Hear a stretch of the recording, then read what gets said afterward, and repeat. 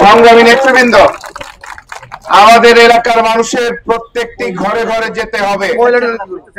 দেশনেত্রী বেগম খালেদা জিয়া, বিএনপির ভারপ্রাপ্ত চেয়ারম্যান জনাব তারেক রহমান শুধু এলাকার জন্য আমাকে একা মনোনীত করে নাই, এলাকার প্রতিটি স্তরের প্রতি নেতা এবং কর্মীগণ সবাই আপনার একে একে ধানের শীষের প্রার্থী।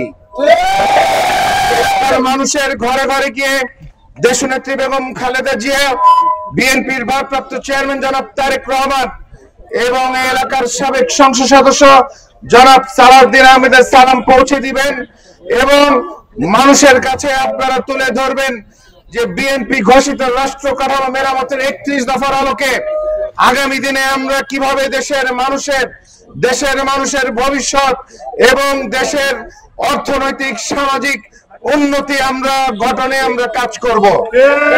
সংগ্রামী নেতৃবৃন্দ, বিগত 18 বছরে রেখে যাওয়া ফ্যাসিস্ট সরকারের সমাজের মধ্যে যে অসঙ্গতি, যেই বিবিধ সমস্যা, আমরা এলাকার মানুষের জন্য দায়বদ্ধতা নিয়ে স্বচ্ছতার সাথে রাত দিন 24 ঘন্টা আমরা পরিশ্রম করে মানুষের প্রত্যাশা পূরণ করব।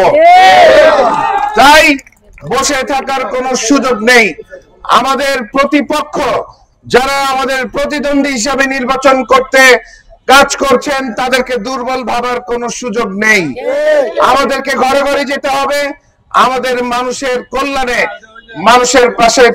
মানুষের পাশে দাঁড়াতে হবে। সংগ্রামী নেতৃবৃন্দ, তাই আপনাদেরকে আবারও আমি ধন্যবাদ জানিয়ে আজকের মতো গণসংযোগ 61 নম্বর ওয়ার্ডের এখানে শেষ করছি।